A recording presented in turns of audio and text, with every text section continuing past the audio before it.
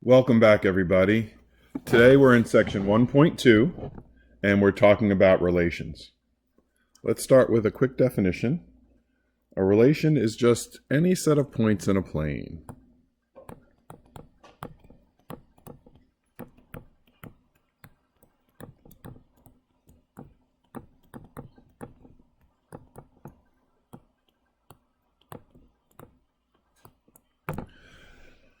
All right, there are different kinds of relations that we can have. And they have different names and different categories. A relation could be just a set of points. Those points could connect into a line, or it could form almost any shape, parabola, a V, any type of thing. All right, so if we want to sketch a graph by plotting points, all right, when you first started to learn to sketch a graph, you talked about making a table of values, all right? So the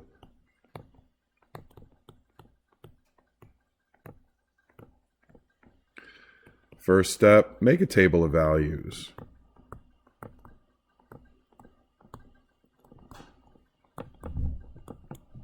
All right, table of values is extremely important because I find when students try to keep too much in their head, they wind up making errors that they wouldn't normally make. All right, so the table of values, if you're not sure, looks something like that, where you would have x being your independent variable and y being your dependent variable based on whatever x is. All right, so after you make your table of values, we want to plot the solutions as ordered pairs.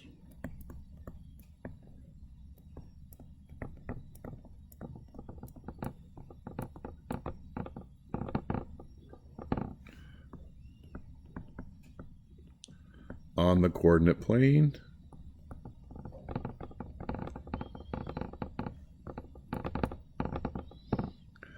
All right, and we talked about the coordinate plane in the last section.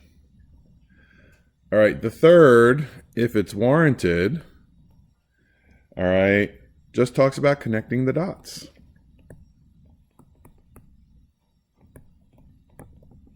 You wouldn't do this step if it was just a set of points. Because if it was just a set of points, there would be no need to connect the dots unless you were specifically told. But if it is a function and you're getting points to sketch a graph, very often connecting the dots will yield lots of information for you. All right, so there are a couple of very key points that I want to talk about right now. All right, so these points can make graphing much, much easier and can even potentially eliminate the need for a table of values, which means it basically can save you time. The first is the x-intercept, and the second is the y-intercept. All right. The reason we call it the x and y-intercept is because this one is where the graph crosses the x-axis.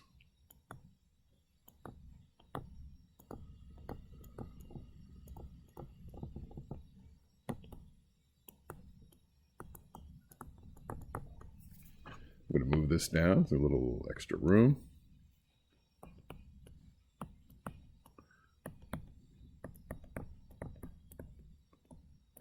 And the y-intercept is the spot where the graph crosses the y-axis.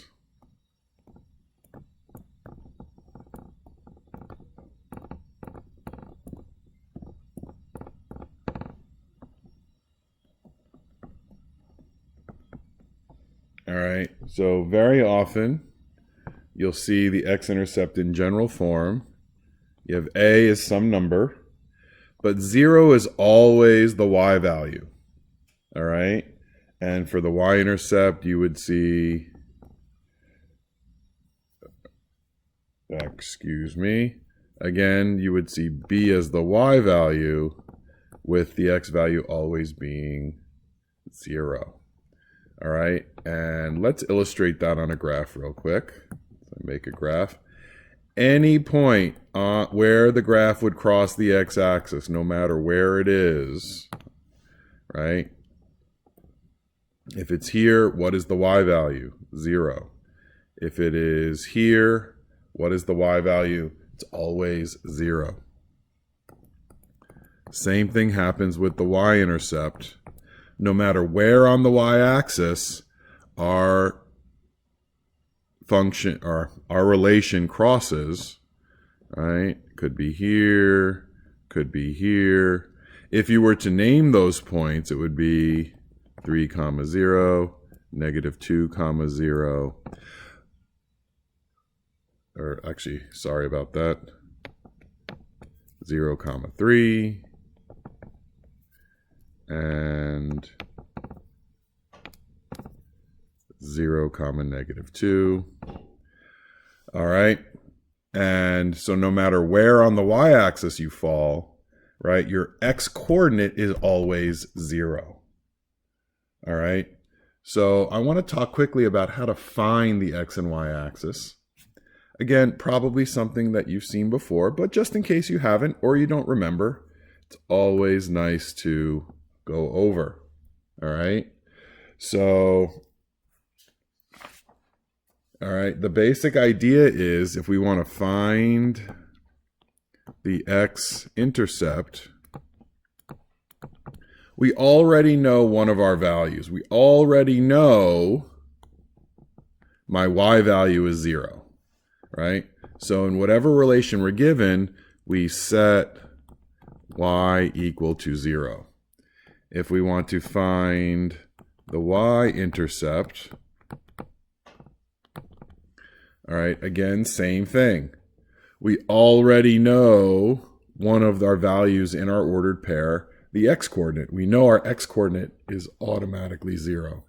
So we set x equal to 0. All right, so let's do, all right, this is going to be a fairly basic example, but it's going to drive home my point. So I have 3x plus 2y equals 6. All right, and the question is asked, find the y-intercept and find the x-intercept.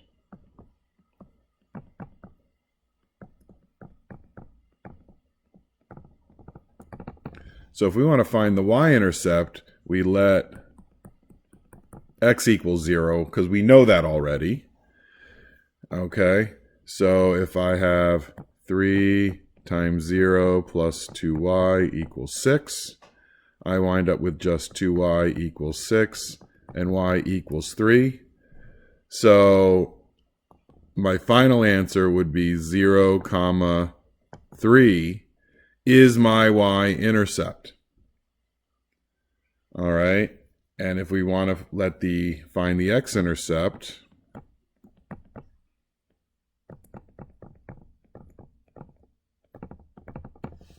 all right, so I want to recopy my problem. 3x plus 2y equals 6. And just like we said before, we're going to let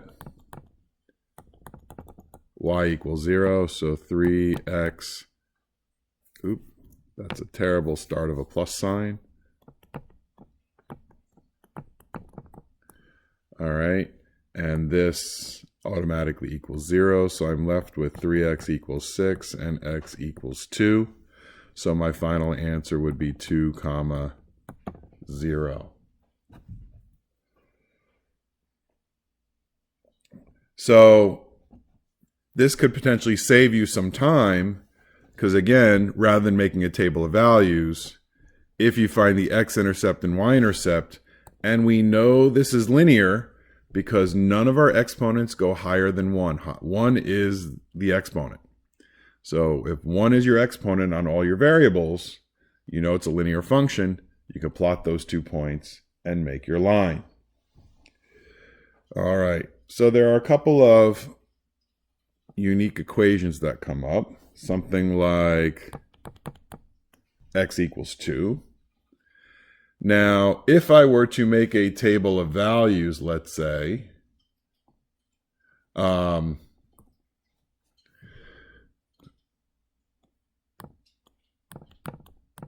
right, x always equals 2,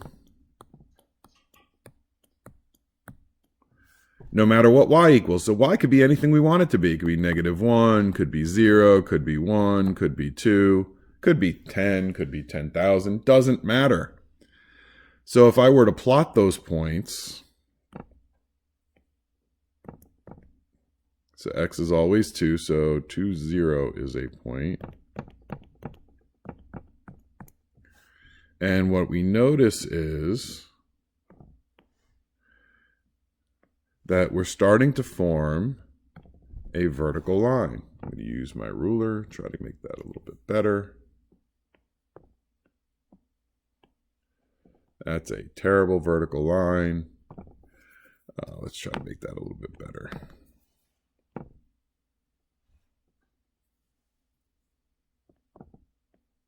There we go, a little bit better. All right. So anytime you see x equals a number, all right, make note of this because people get confused sometimes. Anytime you see x equals a number, x equals 2, x equals -2, x equals 1, x equals 4, x equals any number a, it is a vertical line, okay? And 2 just so happens to be the x-intercept. All right, likewise, if I were to do an example, let's say y equals -4 and make a table of values, right? X could be anything it wants to be, -1, 0, 1, 2, anything it wants to be, but y is always -4.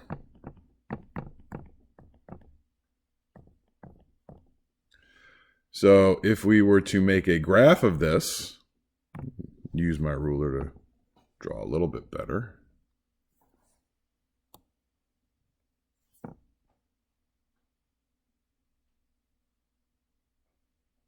There we go. All right, and 1, 2, 3, 4. What we find is that no matter where we are on the x-axis, we're always at -4 on the y. So, that up a little bit. Use our ruler once again.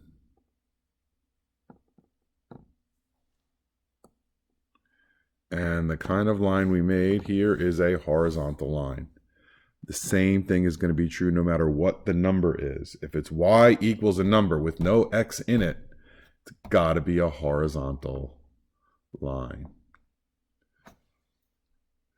All right. Now I want to go into a little bit more about relations, but I want to talk about what they look like on a graph. And one of the things we're going to talk about is symmetry.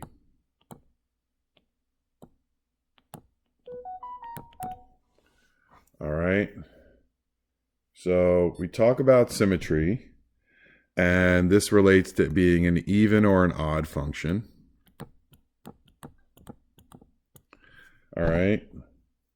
So a function, which is a subset of the relations, but so we'll say a function,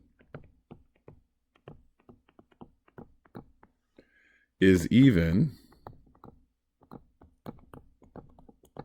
IFF is shorthand for if and only if. So anytime I write IFF, you can say if and only if its graph is symmetric with respect to the y-axis.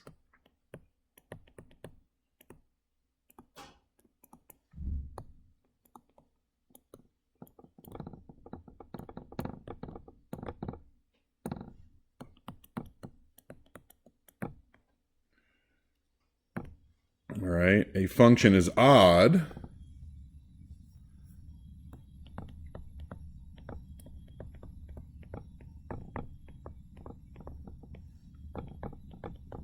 if and only if its graph is symmetric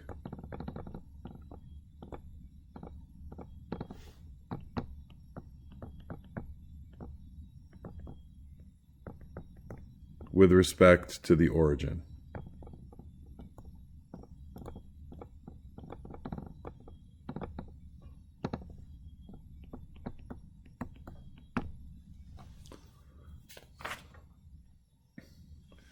All right.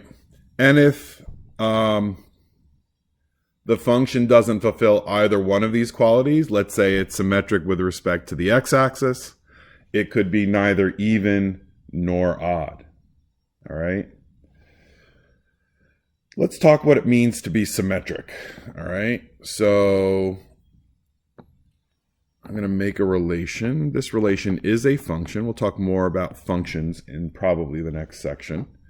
Y equals x squared is probably the most basic even function I can find, which means that it is symmetric with respect to the y-axis. I'm going to quickly sketch a graph. And what we can see from the graph is that if I folded the graph over the x-axis, those lines would line up perfectly, right? So what it means is, and I'll show it on a table of values as well, if I plug in -2 into my x, I get 4 for y. I plug in 0, I get 0. If I plug in +2, I still get +4. All right, so basically what it means is for every point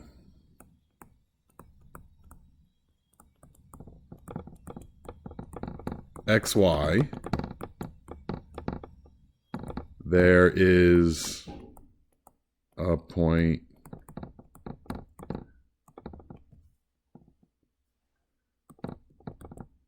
-x, y. And what I mean by that is, notice here, I have a point xy, 2, 4. There has to be a point with the negative in front of my x, okay? So -2, 4. And that'll be true for any of those points. All right, so let's look at an odd function and see how it looks like on our graph. So the most basic odd function I can think of is y equals x cubed. All right, and if I were to graph y equals x cubed, I'll just graph it quickly.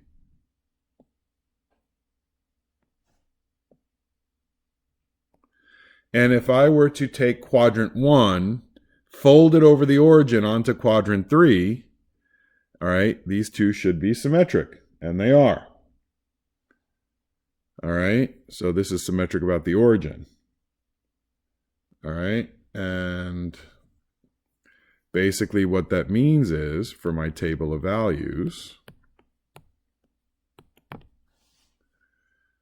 all right, so if I have, let's say, 3, 27, 2, 8, 1, 1, 0, 0. Now here's the kicker, right? If I plug in -1, I'll get out -1. If I plug in -2, it's -8. I plug in -3, I get -27. So what kind of rule can we talk about with odd functions? Right? The rule basically would say for every point xy,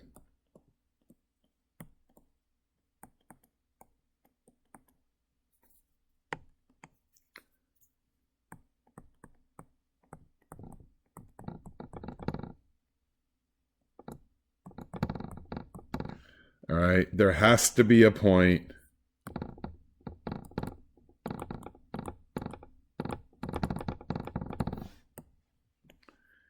-x, -y. All right, if this is true, right, for every 3, 27, I have a -3, -27. Certainly looks true from my table. You have an odd function. Now, symmetry would not be complete unless I talked a little bit about symmetric across the x-axis. So I want to do that right now. There is no fancy name for it. The name for it is symmetric across the x-axis. Here is it's not a function, it's a relation that is symmetric across the x-axis. Now, if I were to graph this, I'll graph it, then we'll go back to the table of values. The graph is going to look something like this. It's a parabola, but instead of opening up or down, it's going to open to the right. So let's make a table of values. Okay. And I'm going to plug in, let's say, -2 for y, -1, 0, a couple of negatives, couple of positives. I know I'm using small numbers. Small numbers don't really matter. Big numbers don't really matter, because if it works for the small, it should work for the big. So if I plug in -2, I get 4. If I plug in -1, I get 1.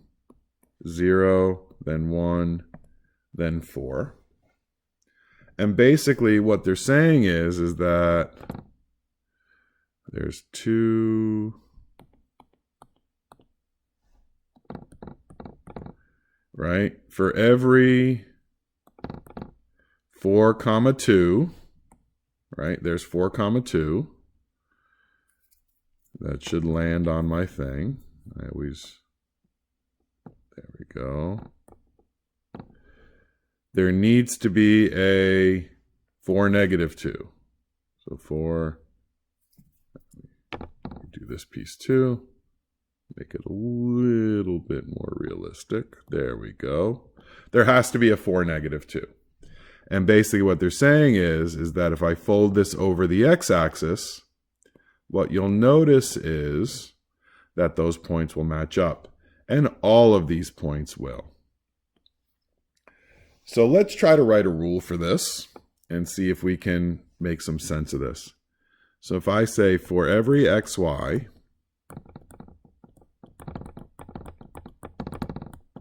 for every 4, 2, I need, or I have, a x, -y. For every 4, 2 I have, there has to be a 4, -2. And if that's true, then you have symmetry across the x-axis. All right, so what I'd like to do is I'd like to do a quick example. All right, so the example is this. Determine whether the graph of the equation y equals 1 over x squared plus 5 is symmetric with respect to the y-axis. So we're determining if this is symmetric with respect to the y-axis. So let's go back to our rule about the y-axis and see what we got to do. Let's see. Because what's the use in writing some of this stuff down?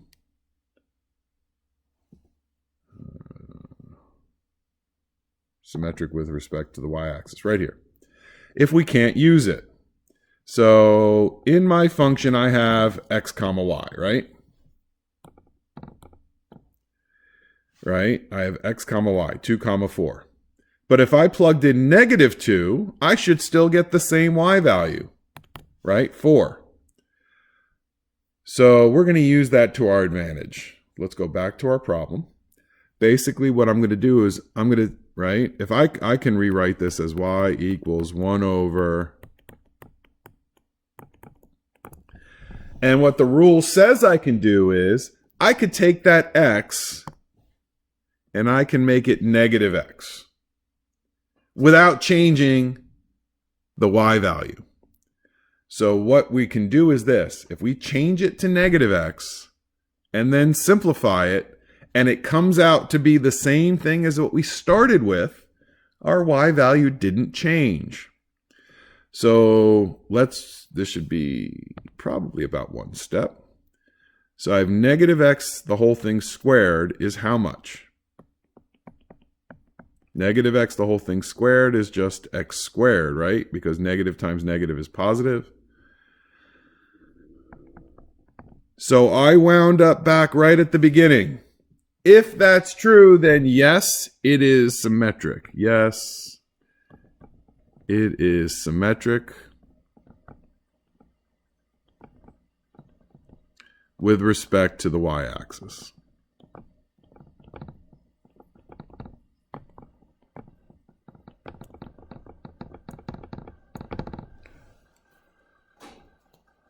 All right.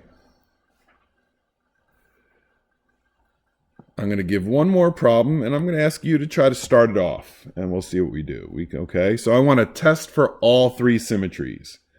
All right, so here's my function, y equals 4x minus x cubed.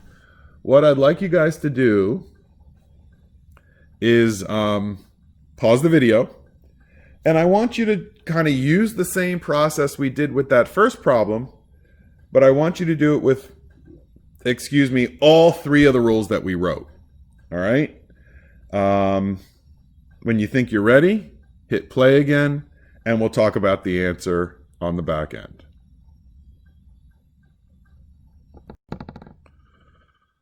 All right, so here's the plan. First, we'll test the symmetry. We'll test the symmetry to see if it's symmetric about the x-axis. Number two, we're going to test the y-axis. And then number three, we'll test the origin. All right? So to test x-axis symmetry, we're going to replace y with negative y. All right? So I have negative y equals 4x minus x cubed. And then I say I want to bring it back to the beginning. I want to have y equals. So I'm going to multiply everything times negative 1. So I have y equals negative 4x plus x cubed. Now the question is, did I get back to where I started? Are they the same? The answer is no, so it is not symmetric. All right, with respect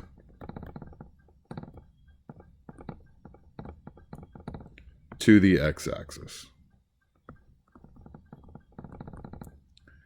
All right, let's try number two. Number two is y-axis symmetry. Now remember our rule, right? We still have just plain old y because y doesn't change, right? Symmetric about the y-axis. But if we change x to negative x and the y value doesn't change, then we're good. So I'm going to change my x's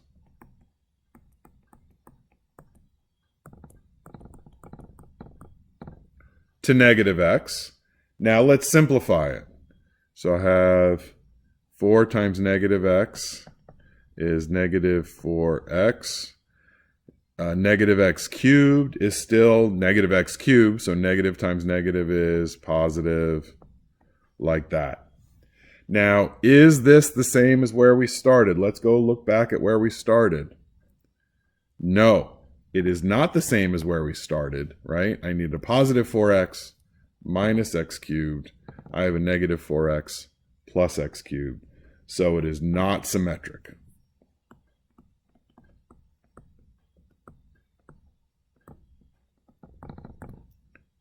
Okay. Now the third is origin. For origin, we're going to change both. I'm going to change y to negative y, right? And I'm going to change x to negative x. And once again, we're going to do the same thing we did before, which is we're going to simplify this. So I'm going to keep the negative y here for right now. I'm just going to do my negatives on the right side. So I have negative 4x plus x cubed. And now I'm going to multiply everything times negative 1. So I have y equals 4x minus x cubed. And what it looks like is that we got ourselves back to the beginning. Same exact thing as what we started with is what we ended with over here. Therefore, we can say with confidence that this is symmetric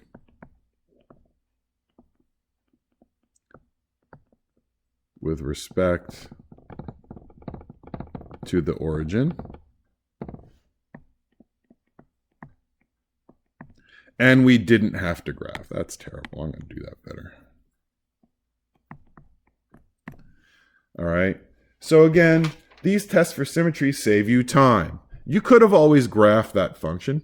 Wasn't an overwhelming difficult function to graph. However, saved you a lot of time. You didn't have to graph it, and you can do these tests. All right. I want to thank you guys for listening. There's be more practice ahead. I'll see you next time. Thank you.